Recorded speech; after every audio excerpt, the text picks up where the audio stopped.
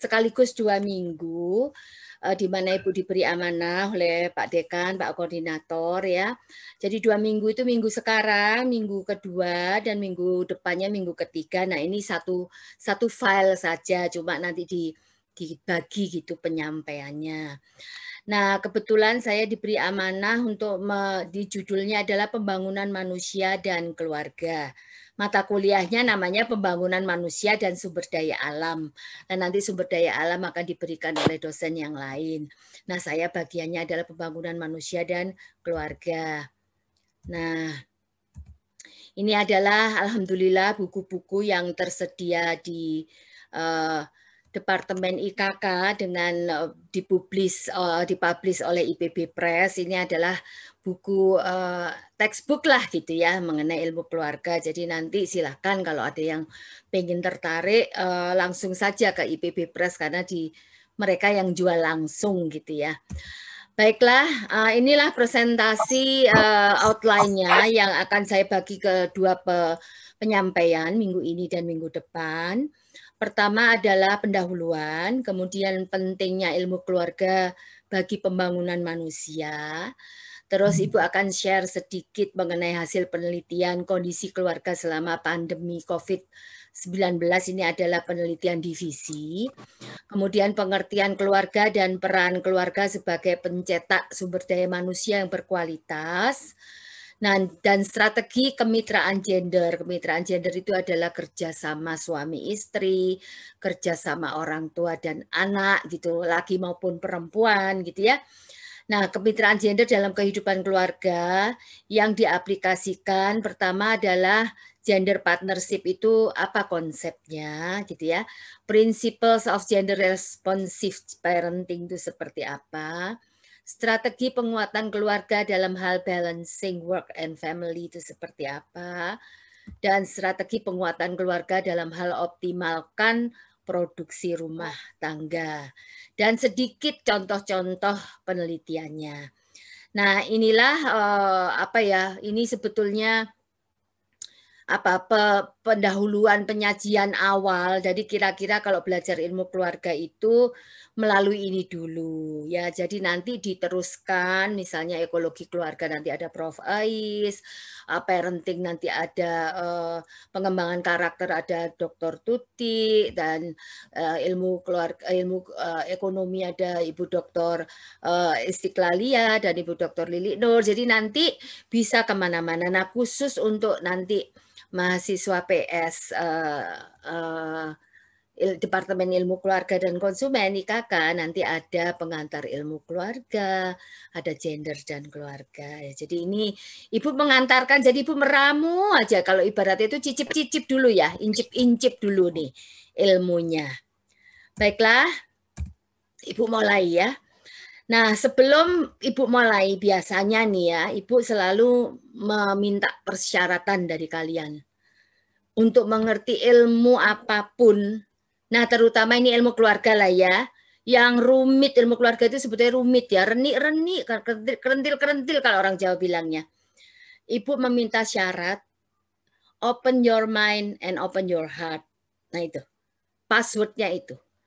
Kalau kalian tidak suka, nanti ya berpengaruh terhadap proses belajarmu. Nah, nanti ya berpengaruh terhadap nilaimu. Bukankah kamu juga di sini tujuannya mencari nilai? Nggak boleh apa nih? Nggak boleh munafik loh ya. Ya kan semuanya pengen dapat A gitu kan dari sisi akademis. Tapi nanti kalian akan dapat bonus karena sebetulnya belajar ilmu keluarga adalah belajar kehidupan.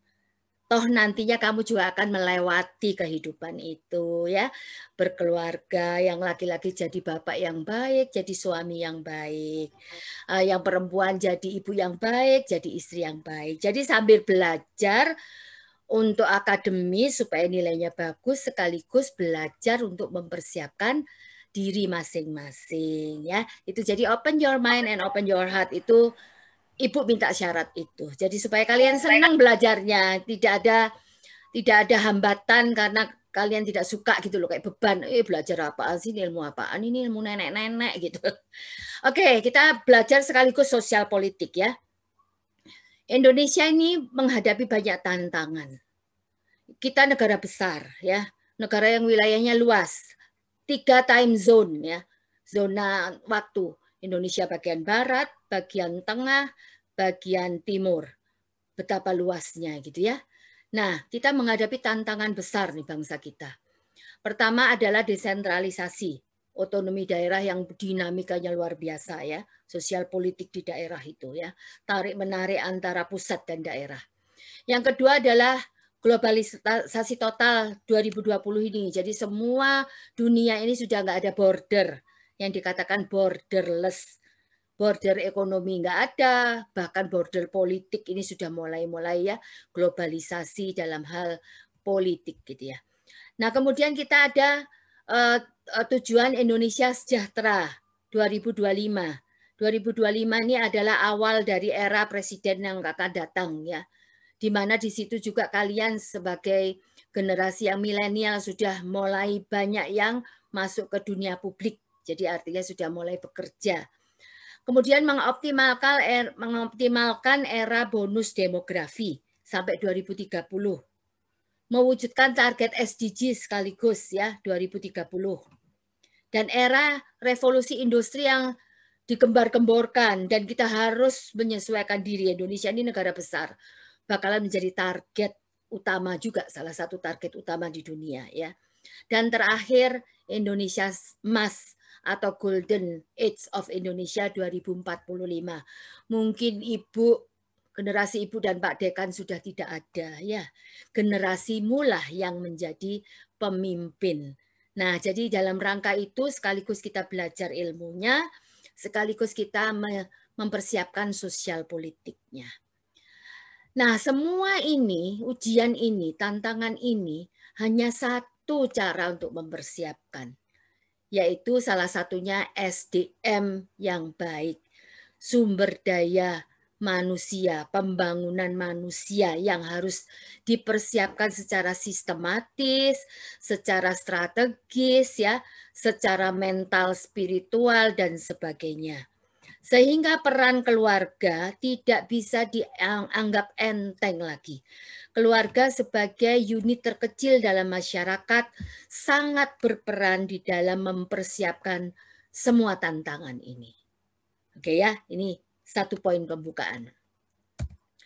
Nah, Ibu ini sebetulnya banyak data. Untuk menulis satu slide ini, itu datanya banyak sekali. Data bisa dari data BPS secara nasional, bisa data-data dari penelitian, bisa dari sektoral. Kalau dari sektoral itu ya dari kementerian-kementerian.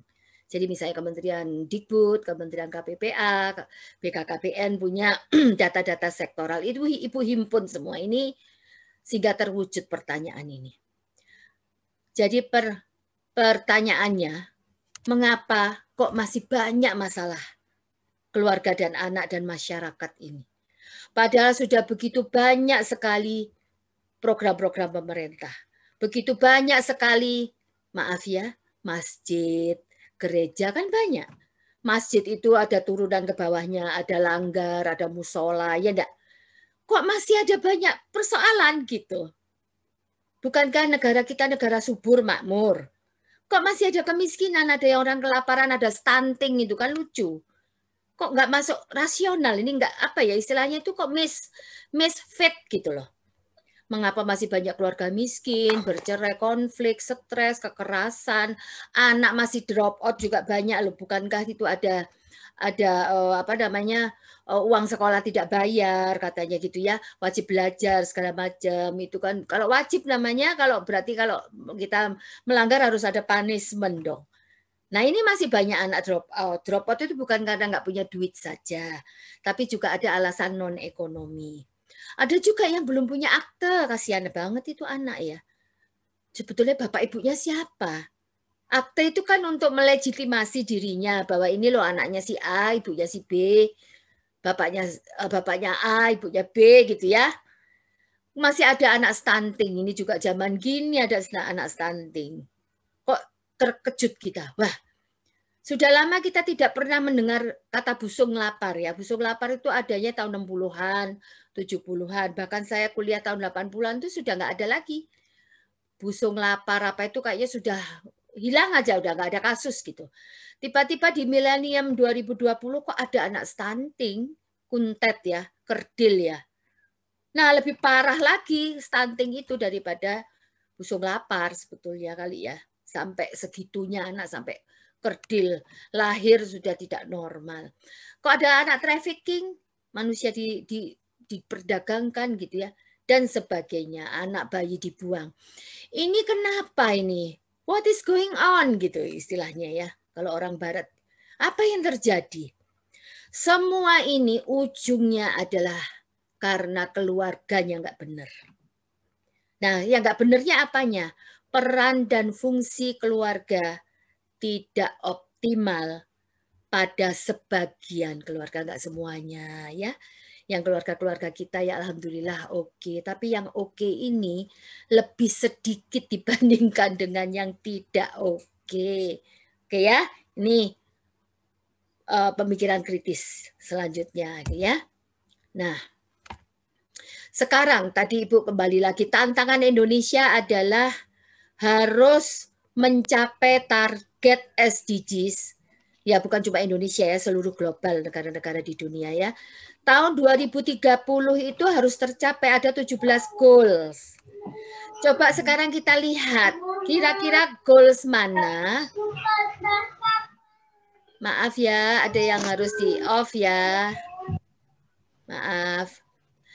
Jadi dari 17 goals ini ada yang sangat terkait dengan keluarga secara langsung, ilmu keluarga ya. Makanya Ibu selalu kasih merah-merah ini. Everything should start from a family. Ilmu keluarga sebagai ilmu masa depan, komprehensif dan holistik. Ada multi aspek ya. Coba kita lihat. Kalau ilmu keluarga ini bisa langsung kontribusi ke apa?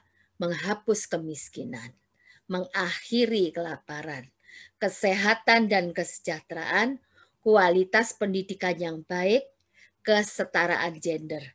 Bahkan air bersih dan sanitasi kita juga bisa karena ada ekologi keluarga ya.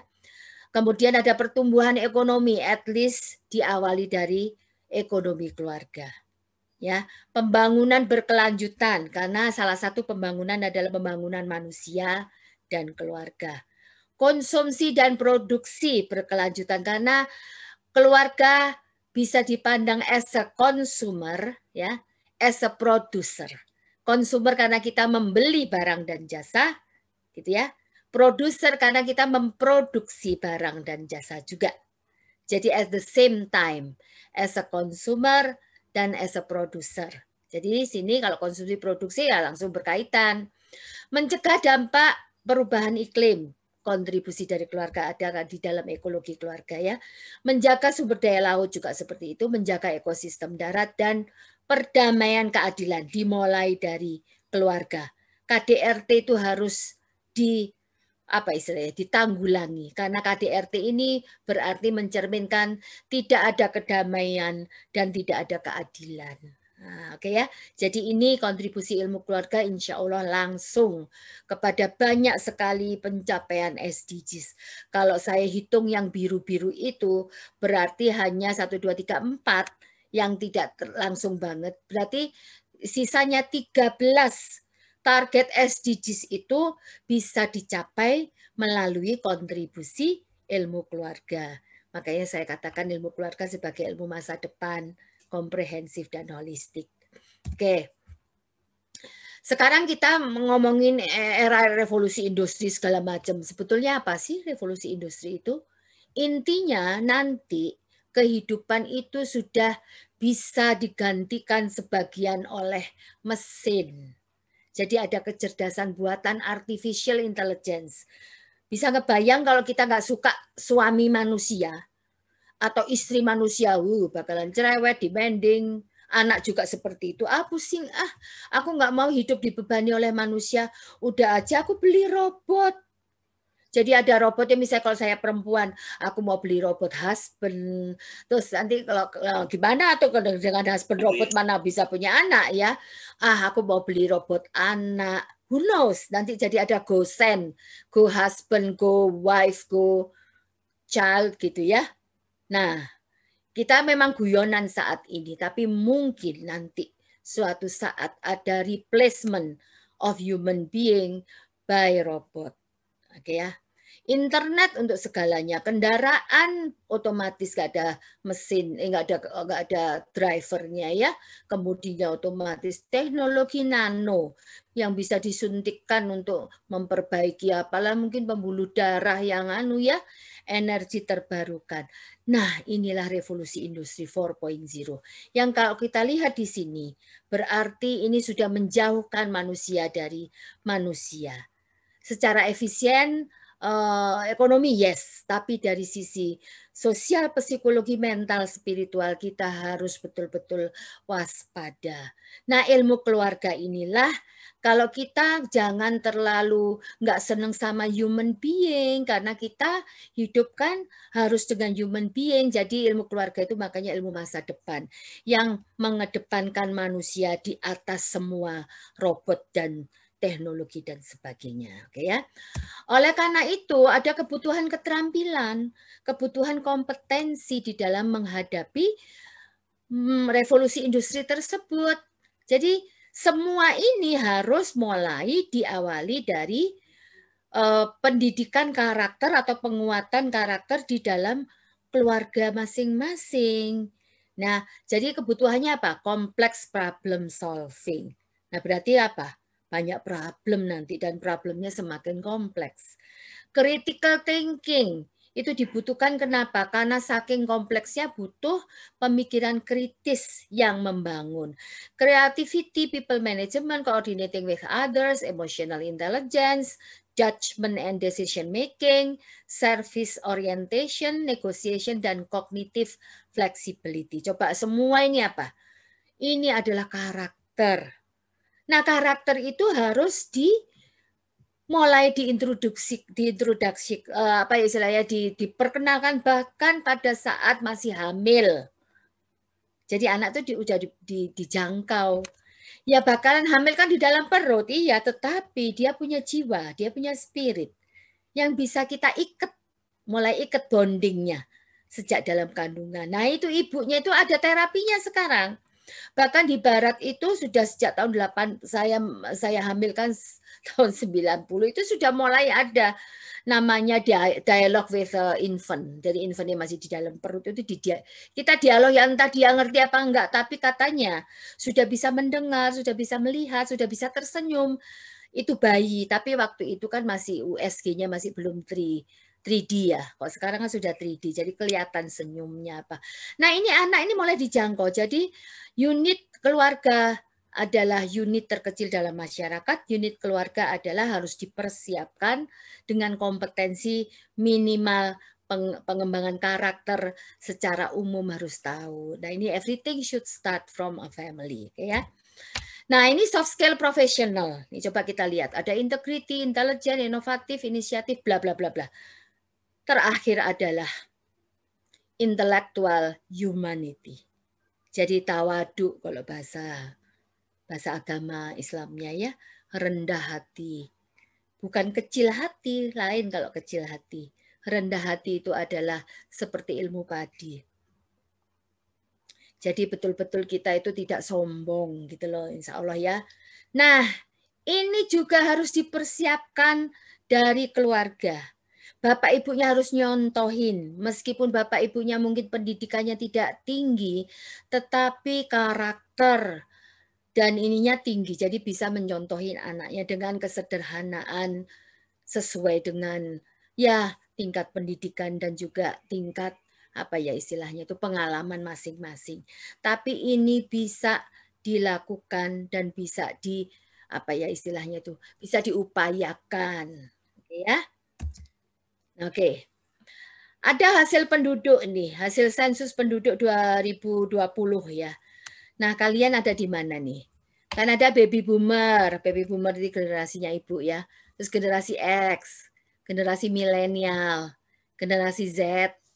Nah, kalian ini mungkin generasi Z kali ya. Dan generasi post generasi Z. Jadi kalau bisa diklasterkan ke dalam istilah-istilah umum generasi per generasi. Ternyata yang mendominasi adalah generasi Z 27, bukan mendominasi, proporsi terbesar klaster penduduk kita adalah generasi Z, itu generasi kalian. Generasi milenial itu kakak kelas kalian lah ya. Generasi yang hidup yang lahirnya tahun 91 sampai 96. Sedangkan kalian 97 kali ya. Nah, jadi ini generasi ini sudah berlapis-lapis, artinya generasi baby boomer, generasi ibu dan teman-teman dosen-dosen sebentar lagi sudah satu demi satu meninggalkan dunia ini ya. Sudah mulai pensiun, sudah mulai ya sakit dan sebagainya, generasi lansia ya. Nah, yang akan digantikan oleh generasi X ya, generasi X ini sudah maju sebagai pemimpin mulai sekarang. Nah, generasi milenial ini sudah mulai lulus juga, jadi sudah mulai nanti bisa berdampingan dengan generasi X untuk sama-sama menjadi pemimpin negara ini. Generasi Z masih kuliah ini, tapi nanti 4-5 tahun lagi kalian juga sudah geser menjadi lulus dan bisa berpartisipasi. Nah, itulah. Nah, inilah Indonesia tercinta kita. Apa yang penting? Yang penting adalah penguatan karakter dengan gaya sendiri-sendiri. Gaya karakternya ibu itu generasi ibu ini dan generasi Pak Dekan adalah generasi pinggir zaman. Artinya generasi yang kita tuh sengsara. Dalam arti sengsara itu dulu kita pernah mengalami tidak punya listrik. Zaman ibu kita zaman kita masih kecil. Makan cuma tempe dengan tahu penyet udah seneng. Nggak ada pizza, boro-boro pizza ya. Makan roti saja itu jarang dulu. Kecuali orang-orang kaya atau kita makan roti ya mungkin sebulan 2 kali ya. Nah itu generasi baby boomer itu. Kita masih mengalami mesin ketik. Saya kalau di desanya nenek saya masih mengalami nutup padi tuh. Nah, terus panennya pakai ani-ani tuh. Karena padinya tinggi, padinya itu 6 bulan. Enggak 3 bulan kayak sekarang gitu ya, padi panjang yang enak sekali itu. Sekarang udah jarang ya. Nah itu, jadi generasi ibu ini generasi pinggir zaman. Makanya generasi ibu ini simple karena kita dibesarkan dengan ya kesederhanaan tadi, makan seadanya, ya udah itu aja, tidak pernah angan-angan, aduh aku hari ini pengen steak ya, besoknya pengen pizza ya, besoknya pengen spaghetti ya, nggak ada. Nah itu yang ada mulai generasi X ya. Nah makanya kalian ini ada kelebihannya, ada kelemahannya. Generasi ibu juga sama, ada kelebihan dan kelemahan. Generasi ibu ini kelebihannya adalah tentu saja sabar ya, telaten. Kita sabar menunggu yang namanya beli baju itu paling tidak setahun itu cuma 2 kali. Terus adik-adiknya banyak kan. Oh, zaman dulu itu kan anaknya 5, 7, 9. Jadi urutan gitu loh. Orang tua nggak bisa langsung beli 9, jadi belinya 2. Ngebayangkan setahun itu kapan giliranku gitu. Nah itu. Jadi makanya generasi ibu dan Pak Dekan dan dosen-dosen seumuran ibu itu ya pasti sabar. Karena kita sudah dilatih dengan keadaan seperti itu. Beda dengan generasimu, anak cuma 2, paling 3 gitu. Terus ibu rumah tangga itu sudah mulai satu-satu bekerja. Zamannya ibu yang bekerja itu jarang perempuan. Kok sekarang kan mungkin 50% kali ya. Nah, sehingga ada keuangan lebih leluasa. Kalian bisa beli apa aja, apalagi online ya. Nah, kelebihanmu adalah berpikir kritis, ya. Jadi orang itu terstimulasi karena memang sudah banyak stimulan-stimulan ya. Tapi generasimu kelemahannya tidak sabar, cepat jenuh, ya boring gitu ya. Sehingga ada fragility, jadi ada kerapuhan di dalam emosional. Jadi kurang terlatih emosinya karena memang keadaan serba memanjakan. Nah ini ya, jadi ini hasil sensus penduduk itu menggambarkan konsekuensi atau interpretasi atau persiapan yang banyak sekali. Nah ilmu keluarga salah satunya adalah bisa menerjemahkan dari masing-masing generasi ini, kebutuhannya apa, tantangannya apa, titik kritisnya apa, gitu ya. Sehingga semuanya bisa happy. Individu happy, family-nya happy, dan masyarakatnya happy. Sehingga semua tadi permasalahan yang Ibu ungkapkan awal-awal tadi bisa tertangani. Ya. Oke, sekarang kita masuk ke ini adalah indeks pembangunan manusia. Itu adalah ukuran global UNDP yang United Nations of Development Program itu ya yang ini kan yang mengantar memimpin di dalam menghitung indeks pembangunan manusia ini yang dihitung oleh namanya Amartya Sen ya. Amartya Sen itu seorang ahli ilmu ekonomi sebetulnya yang mendapat hadiah Nobel ya. Sehingga inilah jadi kalau ingin melihat hasil pembangunan suatu bangsa, lihatlah IPM. Nah, IPM ini diukur, nah inilah Amartya Sen yang diukur dari 3 dimensi. Dimensi kesehatan, manusianya seperti apa yang hidup di suatu negara tadi. Dimensi pendidikan, manusianya seperti apa pendidikannya di negara tadi. Dan dimensi ekonomi. Jadi cuma 3 simple. Kesehatan, pendidikan, ekonomi.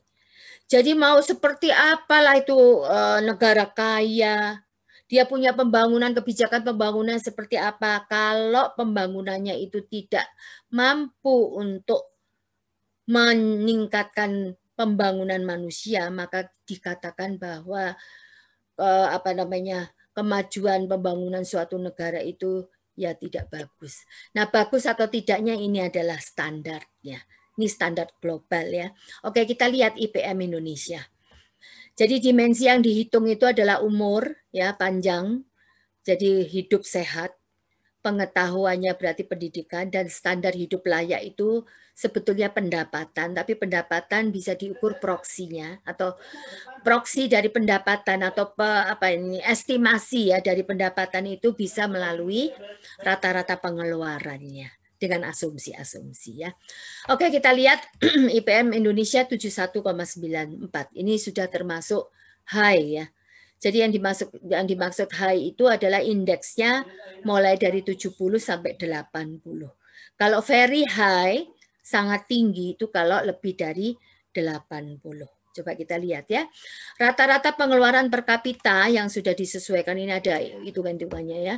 Ini sudah 11 juta rupiah per kapita. Gitu ya. Nah, kemudian tahun 2020 dari sisi pendidikan, aduh, maaf. Ini saya lupa, belum. Dari sisi pendidikan ini ada rata-rata harapan pendidikan, itu 12,97. Jadi setiap manusia di Indonesia itu, ini ada rumusnya ya, bisa harapannya itu sampai diploma. Harapan ini tentu saja terkait dengan sarana prasarana ya. Nah, sedangkan rata-rata lama sekolah itu adalah apa adanya yang dicapai oleh penduduk Indonesia.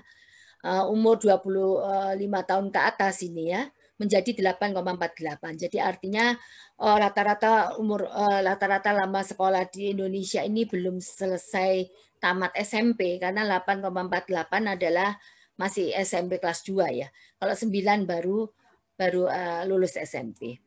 Nah, kemudian dari sisi kesehatan ini ada umur harapan hidup saat bayi itu 71. Jadi kalau orang Indonesia sekarang rata-rata umur kalau misalnya benar diizinkan oleh Allah sampai ini ya, itu rata-rata 71. Nabi kita aja 63, berarti lebih dari usia Nabi ya, sudah lumayan bagus lah gitu. Nah, makanya semua ini ya harus dipersiapkan dari keluarga. Kembali lagi ya, kata-kata Ibu, everything should start from a family. Dan ilmu keluarga sebagai ilmu masa depan komprehensif. Jadi ilmu keluarga itu bisa diaplikasikan kepada penguatan keluarga untuk meningkatkan 3 indikator IPM ini. Ya, nanti kita diskusi terakhir 15 menit ya. Oke, coba lihat provinsi mana yang tertinggi, provinsi mana 5 yang tertinggi dan 5 yang terendah.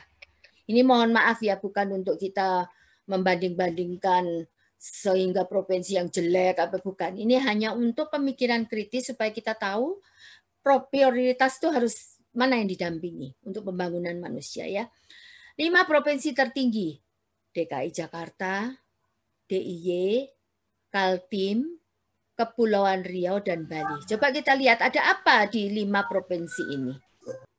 Keluarganya seperti apa? Sumber daya alamnya seperti apa? Dan istilahnya salah satunya lagi juga pariwisatanya seperti apa?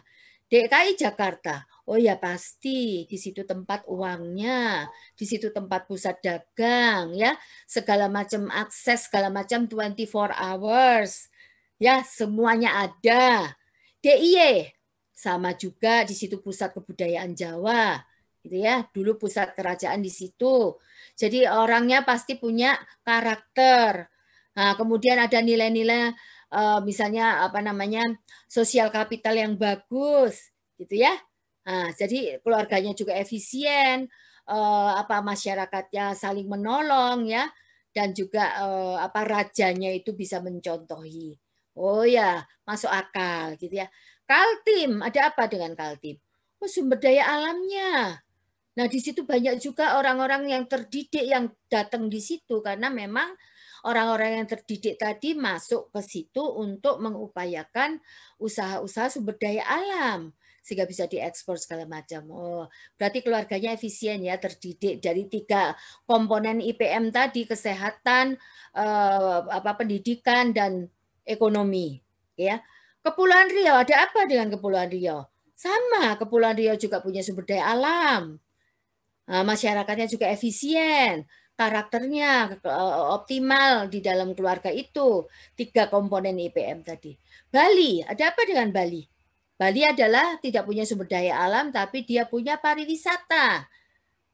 Dia punya juga nilai-nilai sosial budaya yang tinggi, ada awik-awik segala macam.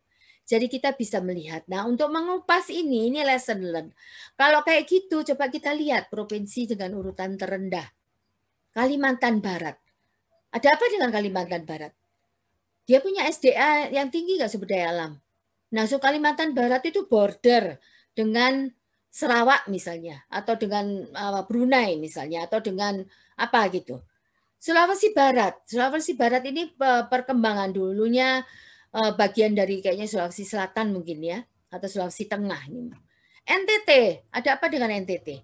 Oh, di sana ada sumber daya alam juga, tapi mungkin nggak banyak. Yang ada adalah lebih banyak apa batu bertanah, bukan tanah berbatu ya. Jadi sumber daya alam bahkan tanahnya pun sedikit, lebih banyak batunya. Iklimnya mungkin sangat kering gitu ya. Papua Barat, ada apa Papua Barat? Papua dan sebagainya. Loh, Papua sumber daya alamnya tinggi loh. Nah, tapi manusianya 3 dimensi tadi, kesehatannya juga masih jelek gitu ya. Ekonominya juga jelek. Memang sumber daya alamnya yang kaya, tapi sumber daya manusianya tidak. Nah, jadi semua ini kita banding-bandingkan untuk supaya kita bisa menolong atau mengkatrol lah ya bagian-bagian wilayah Indonesia yang IPM-nya masih rendah. Jadi intinya memang IPM tinggi itu terkait peran fungsi keluarga yang optimal. Meskipun sumber daya alamnya belum tentu bagus. Artinya belum tentu kayak Bali. Bali nggak punya mineral ya. Tapi Bali itu SDM-nya kuat gitu loh.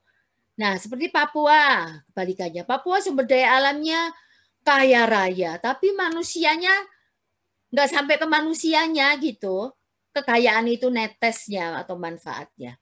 Oke ya, jadi kita berpikir kritis, nanti ini kita bisa diskusi 15 menit terakhir. Oke, saya terusin.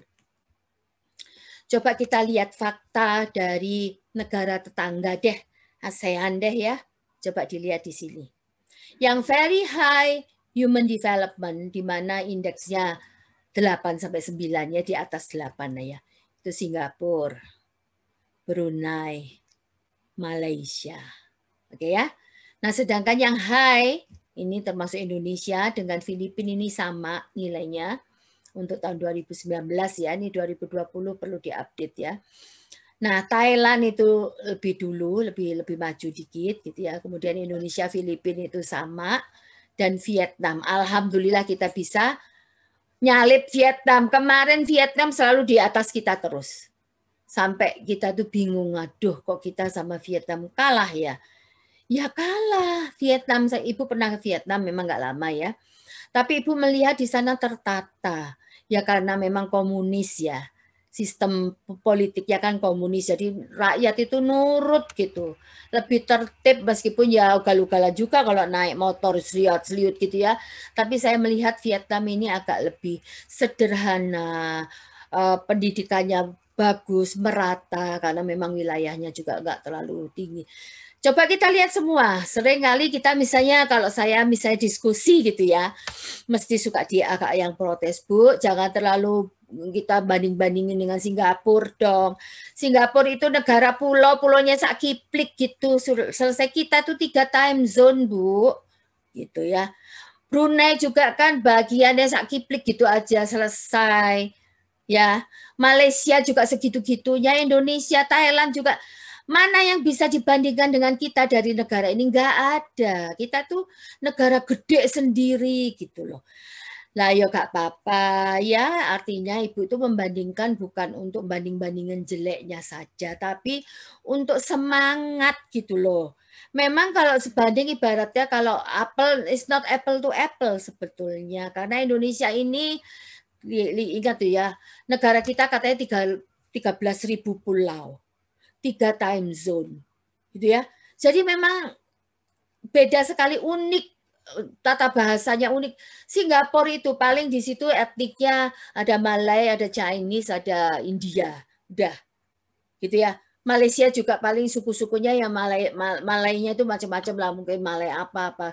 Indonesia ini dari apa ujung Sabang sampai Merauke kita tahu sendiri ya.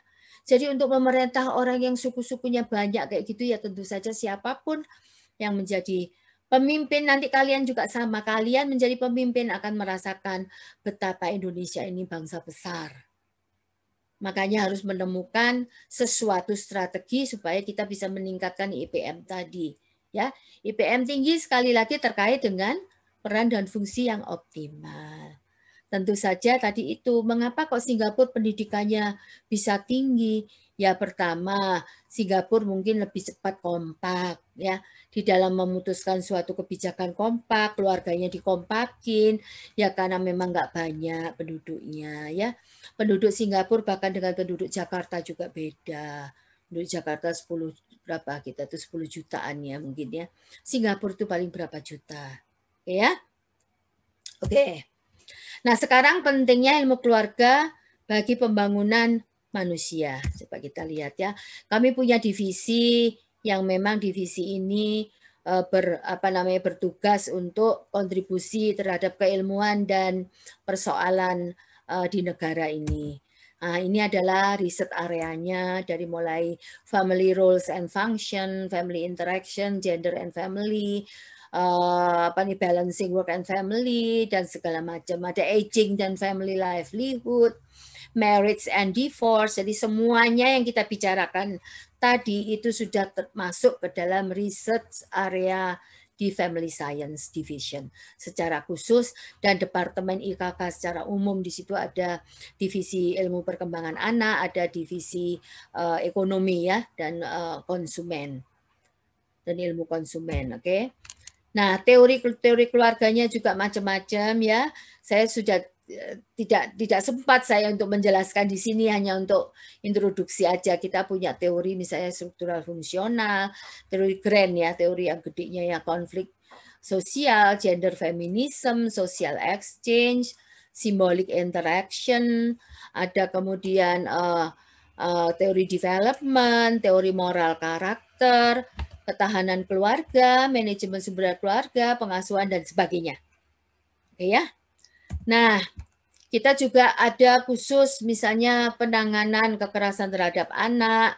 Ini ada satu buku ya, buku yang ditulis oleh Ibu Ratna Megawangi dan ada saya di situ, bahwa ada 8 dampak negatif kekerasan terhadap anak. Pertama, menumpulkan hati nurani, membuat anak terlibat permasalahan kriminal karena anak sudah terbiasa kekerasan menjadi kayak value bagi dia gitu loh. Yang biasa aja lihat darah biasa, lihat anak dipukul biasa, tumpul hati nurani ya. Jadi anak jadi akhirnya terlibat perbuatan kriminal, membuat anak gemar melakukan teror dan ancaman. Jadi pertama dia diteror ibunya kan, dia nggak bisa neror, dia neror adiknya misalnya atau bonekanya atau petnya kucingnya dipukulin gitu. Jadi ini sebenarnya teror ini pertama dia jadi victim, setelah itu dia jadi pelaku. Begitu dia besar, dia punya power, badannya sudah gede, kuat gitu ya. Jadi dia berubah fungsi yang tadinya victim dia menjadi pelaku. Nah, membuat anak jadi pembohong gitu ya, membuat minder. Jadi minder itu sebetulnya karena dia kebiasaan takut gitu ya. Tapi nanti lama-lama mindernya itu berubah drastis menjadi penteror gitu ya, menimbulkan kelainan perilaku seksual, mengganggu pertumbuhan otak. Jadi kalau neuroscience itu ada kemudian gangguan mekanisme kerja otak yang normal menjadi tidak normal dan membuat prestasi belajar anak menjadi rendah. Jadi ini adalah dampak negatif. Jadi tidak ada, there is nothing positive about violence. Violence itu kalau ibaratnya dilihat dari berbagai macam sudut, tidak ada sesuatu yang baik dalam violence itu. Nah makanya violence itu harus ditanggulangi, direhabilitasi, diterapi. Nah kalau bisa pencegahannya supaya anak tidak menjadi violence seperti apa, pencegahan orang tua supaya tidak melakukan violence seperti apa. Jadi sebelum menikah itu dipersiapkan semua mental dan karakternya ya dan moralnya. Ibu minum dulu ya.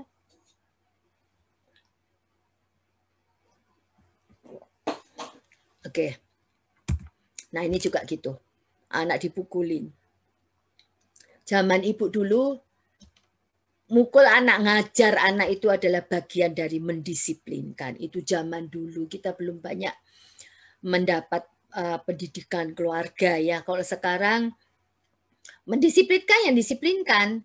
Disiplin sama kekerasan itu another path. Jangan dicampur-campur, jangan dikombinasi. Nah sama juga di sekolah juga kan cara mendisiplinkan anak dulu dijewer, dicubit, dipukul pakai penggaris, pukul tangan, pukul bahu, biasa Ibu Mang lihat kayak gitu. Tapi sekarang tidak boleh. Mendisiplinkan anak itu ada caranya tanpa ada kekerasan fisik dan psikologis. Disiplinkan anak misalnya, ibunya ngomel-ngomel, dasar anaknya sundel, nah, berarti ibu yang sundel dong ya. Nah kayak gitu-gitulah, nggak boleh lagi. Ini adalah cara baru. Kalau zaman dulu, ibu dulu udah biasa kayak gitu. Ya, oke. Nah sekarang ibu akan sharing, ini sebentar lagi Jadi ada penelitian bagaimana sih keadaan keluarga saat COVID-19 ini. Nah, penelitian Ibu diambil April sama Mei tahun lalu ya, jadi baru mungkin dua bulan PSBB gitu ya. Nah, samplingnya diambil dari ya siapa aja yang mau mengisi dengan syarat keluarga itu ada suami istri, jadi bukan keluarga single ya, keluarga utuh, dan bisa punya anak atau tidak. Nah, kemudian yang mengisi alhamdulillah ada 1.591 dari 1.800 sebetulnya 1.800-an, tapi dipilih-pilih yang melengkap mengisi kuesioner adalah 1.591 dari 29 provinsi. Nah, kemudian Ibu di dalam menganalisis Ibu bandingkan antara wilayah atau region Jabodetabek dengan yang di luar Jabodetabek dengan pertimbangan COVID-19-nya itu parah ya. Yang awal dan pusat awalnya itu adalah yang parah adalah Jabodetabek gitu ya. Oke, dan ini Cronbach Alpha ini adalah cara untuk mengevaluasi kualitas alat ukurnya, oke ya, Cronbach Alpha konsisten.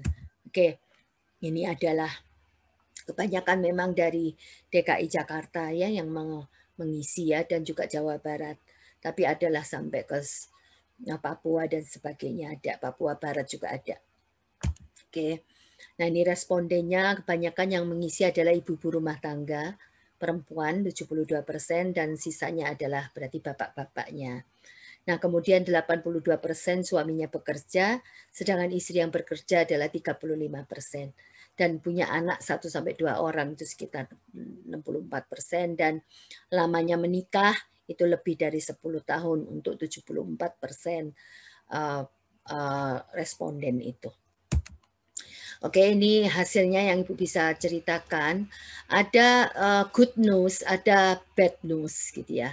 Good news-nya adalah bahwa kondisi keuangan segala macam waktu itu, yang buruk itu maksimal 55%, berarti ada yang masih bagus yang 45%-an. Nah, itu kan kondisi April sampai Mei. Saya tidak tahu lagi, mestinya ini dites lagi. Ibu yakin kondisinya semakin buruk sekarang, karena sekarang sudah setahun ya dari pada saat PSBB pertama, sudah hampir setahun. Kemudian sudah mulai ada kegelisahan, anxiety, cemas, galau ya. Itu sekitar 52%. Berarti sisanya belum galau. Nah, sekarang nggak tahu berapa persen lagi yang sudah galau ya. Kadang-kadang cukup makanan, cukup untuk uang jajan segala macam ya. Itu sekitar 52% juga. Nah, sekarang nggak tahu lagi, mungkin lebih buruk ya. Nah, masih ada keseimbangan peran antara suami istri, kerjasamanya itu partnership-nya masih bagus. Itu sekitar 56%. Jadi ini sepertinya separuh, hampir 50-50 lah gitu. Yang jelek, artinya yang negatif, ada yang positif. Masih positif itu. Nah, sekarang mudah-mudahan tidak terlalu jelek banget kalau toh meningkat ya. Nah, ini Ibu yang merah-merahi, itu adalah Ibu menemukan adanya KDRT ya. Pertama diawali dari marah. Nah, karena ini pertanyaan online, Ibu tidak bisa bertanya marahnya seperti apa. Apakah marah itu tidak ada verbal, misalnya marah aja gitu matanya gitu, kesel gitu ya. Atau verbalnya itu sampai seperti apa, atau kebun binatang sudah diucapkan semua, atau piring melayang, sendok melayang, tidak bisa Ibu. Sebetulnya ini penelitian ini hanya pembukaan saja. Nah, nanti harus ada penelitian yang lebih detail. Pokoknya sudah ada indikasi marah. Dan itu dijawab oleh suami marah ke istri 61%, sedangkan istri marah ke suami 70%. Jadi sepertinya ibu-ibu lebih banyak marah dibandingkan bapak-bapaknya. Ya, tapi kalau kita bilang 61 sama 70 mungkin ya anggap aja seimbang gitu. Nah, ada indikasi memukul-mukul nih. Suami mukul istri 2%, istri juga ada yang mukul suaminya 1%. Jadi memang ini indikasi, di lapangan mungkin lebih worse, kenyataannya lebih parah. Cuma di survei Ibu ini masih ada yang ngaku, meskipun yang ngaku sedikit gitu. Oke ya, masih ada kepedulian, istri peduli. Nah, coping strategi penghematan dan mengambil tabungan sudah dilakukan. Jadi sudah mulai ngambil-ngambil tabungan nih, sudah ngemat-ngemat nih, dan itu sekitar 3/4% dari total sampel. Kita bisa bayangkan sekarang kan udah setahun, hampir ya. Berarti apakah masih ada yang diambil tuh tabungannya, masih ada nggak tabungan? Atau jangan-jangan sudah utang sekarang. Nah, menjual barang saja waktu itu 29%. Sekarang mungkin barangnya sudah habis dijual mungkin. Jangan-jangan barangnya habis dijual, yang dijual anaknya. Kan masih ada sekarang, ada beberapa keluhan-keluhan. Anak mulai banyak dinikahkan. Ya karena nggak ngapa-ngapain, sekolah juga enggak, cari duit juga nggak bisa, Mak, tapi makan tiap hari lah. So siapa yang ngasih makan? Orang tuanya sudah nggak mau lagi kasih makan karena orang tuanya juga nggak punya makanan. Udah dikawinin aja lah. Nah, makanya banyak sekali perkawinan. Anak-anak umur usia anak ya. Oke ya. Perkawinan bahagia merasa puas 68%. Berarti yang nggak puas sisanya dong. Nah, yang sekarang mungkin lebih worse dan sebagainya. Nah, pemikiran kritis kita adalah memang sekarang lebih banyak keluarga rapuh ya, vulnerable. Vulnerable based on materinya ya, dan based on non material, psikologis mentalnya. Sehingga kalau sudah vulnerable, dua-duanya ya materinya vulnerable, non materinya vulnerable lah, kita bisa bayangkan dia pasti KDRT lah, konflik. Kalau konflik tidak terselesaikan bisa juga KDRT bunuh-bunuhan. Nah, di satu sisi banyak perkawinan usia anak lah, iya kita bisa mengerti. Tidak menyalahkan banget karena memang kondisinya seperti itu. Bayangkan aja seandainya kalian anak orang miskin, tidak sekolah, bekerja juga nggak bisa karena COVID kayak gini. Di Bali itu saya melihat teman-teman saya pada ngeluh anaknya usaha di sana tuh macet cet katanya. 100% macet karena Kute saja. Sekarang itu sepi. Di Pantai Kute itu hanya jualan minuman, tidak ada jualan makanan, pisang goreng kan. Biasanya di sana ada rujak, ada apa ya di Pantai Kutenya itu. Nggak ada sekarang. Karena ya memang orang takut makan, takut ketularan. Jadi kita bisa membayangkan kalau orang miskin punya anak gadis, nggak ngapa-ngapain, nggak bisa ngapa-ngapain juga, maka salah satu solusinya ya dikawinkan. Kalau dikawinkan entah siapa yang nanti suaminya, entah kakek-kakek, mohon maaf ya, entah jadi istri kedua, ketiga, keempat, pokoknya yang penting anakku laku, ada yang kasih makan, ada yang melindungi. That's simple. Nah, itu adalah solusi yang memang secara agama kan boleh menikah. Yang penting dia sudah siap, kesiapan tah minimal sah, ya sudah. Nah, inilah yang kita takutkan.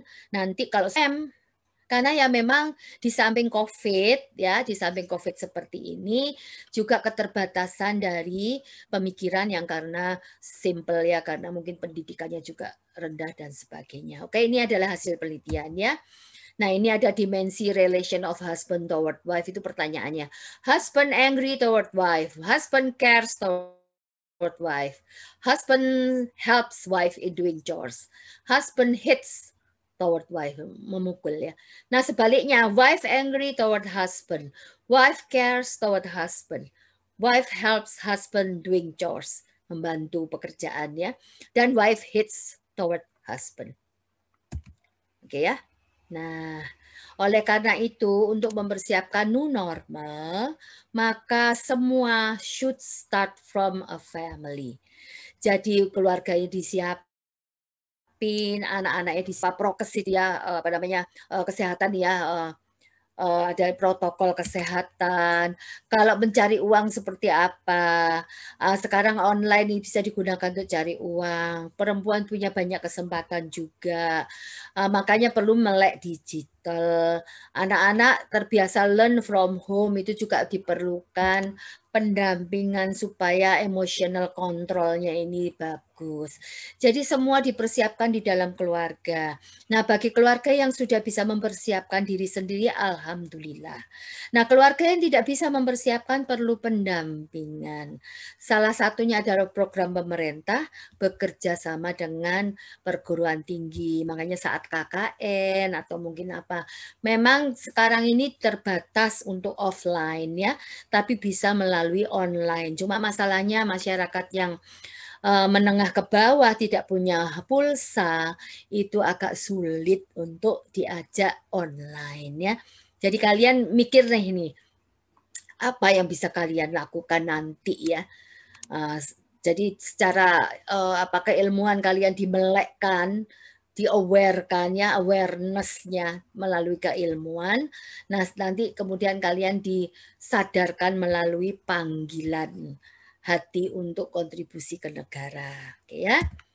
Nah, ini pengertian keluarga, Ibu ambil aja. Jadi ini definisi perkawinan ya. Nanti kalian baca sendiri secara detail lah ya. Nah, kemudian perkawinan itu adalah, nah keluarga ini sebagai unit terkecil, kemudian sebagai wahana utama gitu ya. Ini family is the first and main educator for all human beings. Family is the school of love and trainers of management of stress, management of psychosocial, mental, and spiritual, and educator of character building. Nah, ini yang khasnya adalah to educate women is to educate the whole nation. Karena woman punya rahim. Anak itu ada di dalam perut ibunya, bukan perut bapaknya. Jadi sebelum dieduket yang lain, nah perempuan itu harus meneduket anaknya sejak dari dalam kandungan. Oke ya.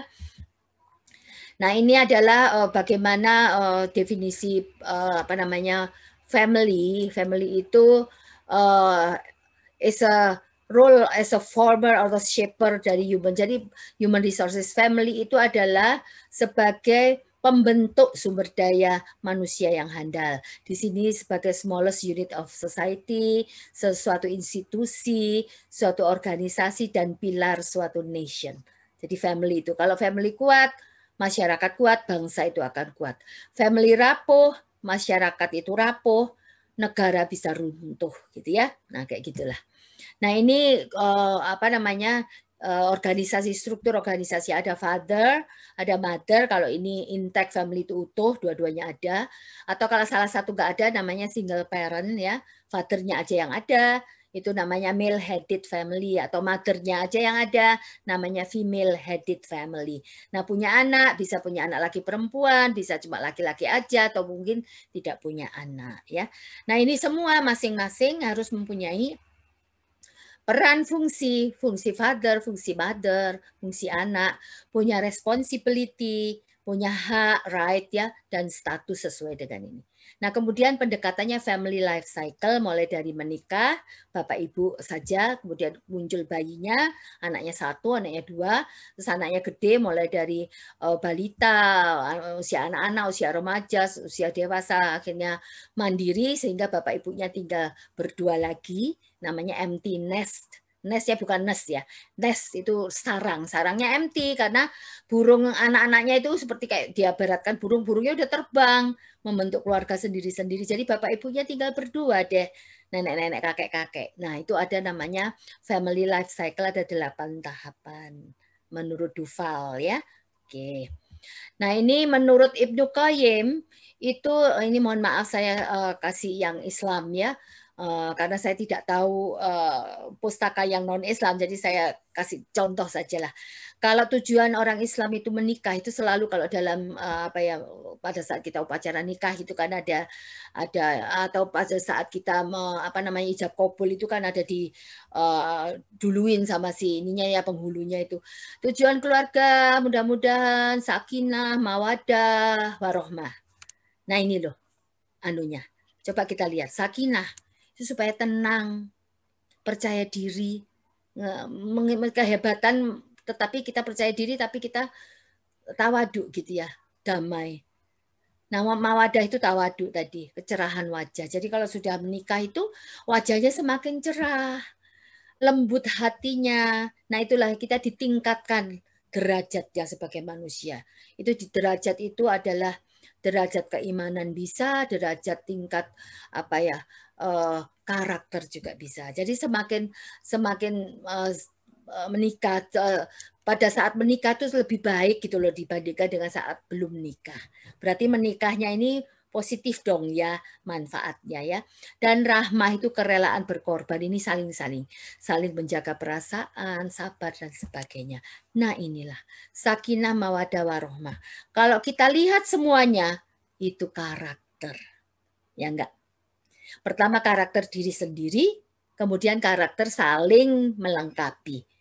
Bukan untuk saling nyalahin, aku yang paling pintar, aku yang paling enggak, tapi saling melengkapi. Kelemahanku dilengkapi oleh suami.